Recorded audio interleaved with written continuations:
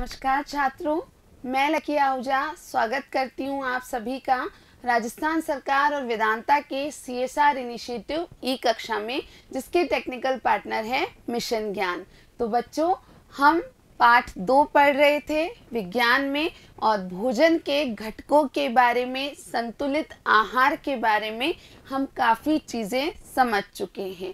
पिछली कक्षा में मैंने आपसे कहा था कि भोजन में, आहार में यदि कोई भी पोषक पदार्थ कम मात्रा में रह जाता है तो कुछ रोगों की उत्पत्ति हो सकती है।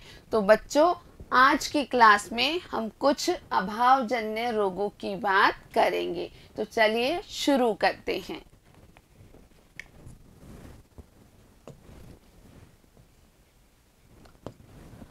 तो अभावजन्य रोग कहते किसे हैं, सबसे पहले हमें ये समझना है।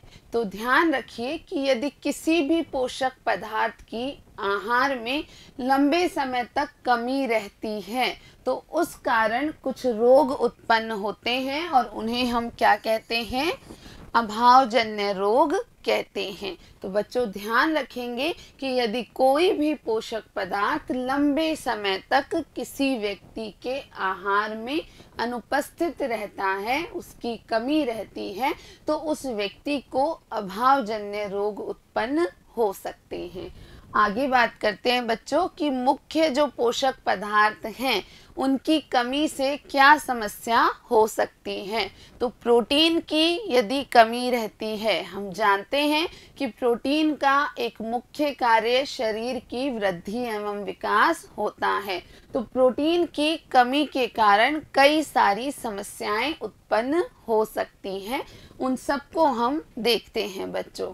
तो वृद्धि का अवरुद्ध होना यानी वृद्धि का रुक जाना। तो कुछ बच्चों में यदि प्रोटीन सही मात्रा में प्राप्त नहीं होता है, उनको भोजन में प्रोटीन की मात्रा सही नहीं मिलती है, तो उस स्थिति में उनकी वृद्धि रुक सकती है या अवरुद्ध हो सकती है। इसके अलावा चेहरे पर सूजन भी आ सकती है। बालों के रंग का उड़ना भी प्रोटीन की कमी से हो सकता है। उसके अलावा त्वचा की अलग अलग बीमारियां, आपकी त्वचा भी ग्रसित हो सकती है प्रोटीन की कमी के कारण। और एक रोग बताया जाता है पेचिश। ये सभी अलग अलग बीमारियां, अलग अलग रोग किसकी कमी से हो सकते हैं?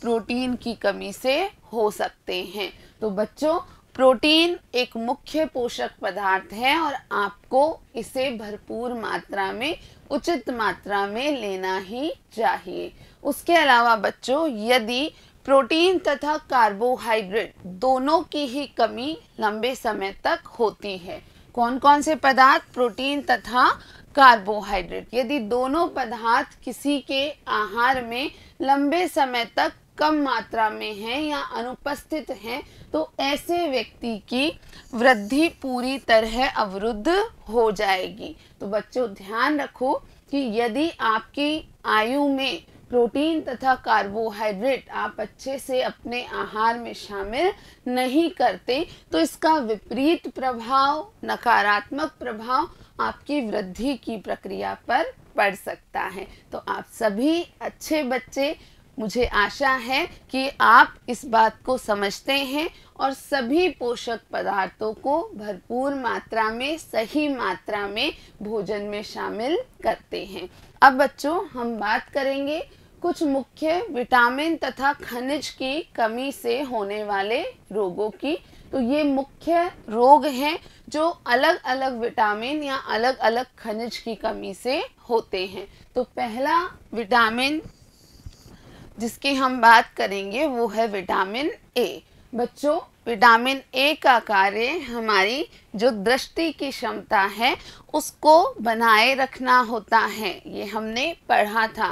तो यदि विटामिन ए की कमी हो जाती है तो क्षीणता या दृष्टिहीनता यानी देखने की क्षमता में कमी या देखने की क्षमता, दृश्य क्षमता पूरी तरीके से खत्म हो जाना, इस प्रकार की समस्याएं हो सकती हैं। तो बच्चों, रोग का नाम है क्षीणता या दृष्टिहीनता, और इसमें क्या समस्या होती है, हम यही बात कर रहे थे कि ऐसे लोगों को दिखाई नहीं देता है, तो इनकी दृष्टि कमज़ोर हो सकती है और ख़ासकर अंधेरे में रात के दौरान कोई भी चीज़ आसानी से नहीं दिखती है या कम दिखाई देती है, और कई बार विटामिन ए की कमी के कारण दिखाई देना बिल्कुल बंद भी हो जाता है।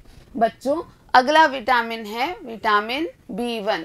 विटामिन B1 की कमी से एक रोग होता है जिसको कहते हैं बेरी बेरी। बच्चों, याद रखिएगा कि विटामिन B1 की कमी से बेरी बेरी नामक रोग उत्पन्न होता है।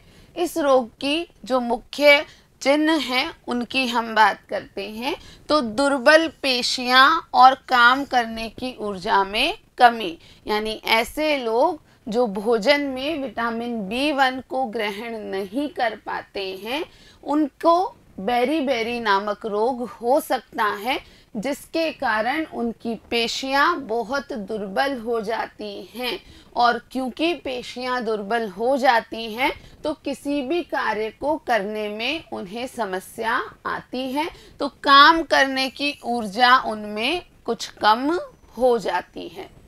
आगे बात करते हैं बच्चों, अगला विटामिन जिसकी हमें बात करनी है वो है विटामिन सी। विटामिन सी की कमी के कारण जो अभावजन्य रोग होता है उसका नाम है स्कर्वी। स्कर्वी नामक रोग में क्या समस्या होती है, तो बच्चों ध्यान रखेंगे कि इस रोग के मुख्य लक्षण या चिन्ह हैं मसूड़ों से खून का निकलना और घाव भरने में बहुत अधिक समय लगना। तो ऐसे लोगों के मसूड़े और होठ आदि अक्सर फटे रहते हैं और उनमें घाव हो जाते हैं और वो घाव जल्दी से नहीं भर पाते हैं। अगला विटामिन है विटामिन डी। विटामिन डी की जब हमने बात की थी, हमने पढ़ा था कि ये एक ऐसा विटामिन है जो हड्डियों की मजबूती के लिए आवश्यक होता है। तो बच्चों, इसकी कमी से जो रोग होता है वो कहलाता है रिकेट्स।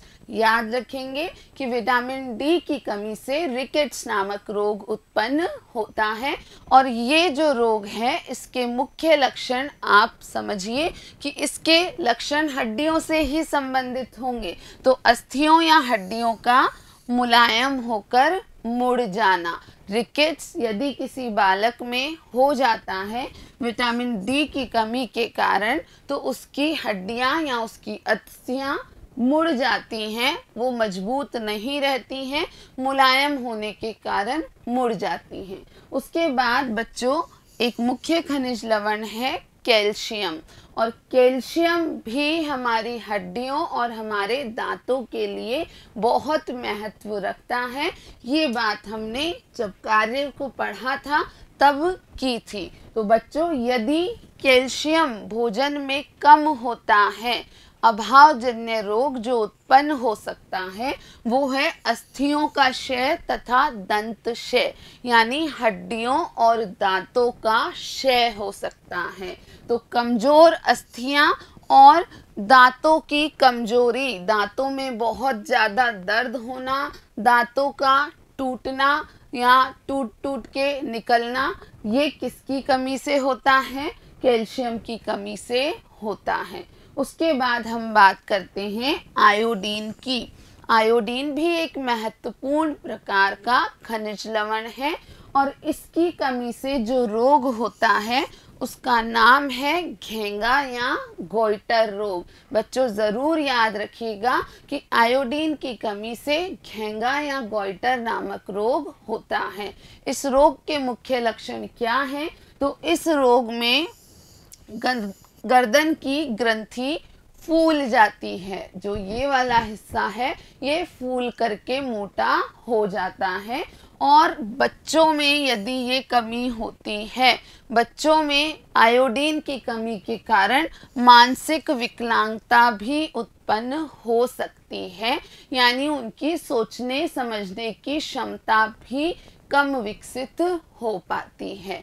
आखिर में बच्चों बात करते हैं लोहे की। लोहा भी एक महत्वपूर्ण खनिज लवण है और लोहे की कमी से क्या हो जाता है, अरक्तता यानी कि खून की कमी हो जाती है। और ये खून की कमी किस लक्षण के रूप में दिखती है, ये दिखती है हमें शारीरिक कमजोरी के रूप में। तो बच्चों ये सभी अलग अलग विटामिन और खनिजों की हमने बात की कि कौन से विटामिन की कमी से कौन सा रोग होता है और कौन से खनिज की कमी से कौन सा रोग उत्पन्न हो सकता है। तो अभावजन्य रोग हम पढ़ चुके हैं।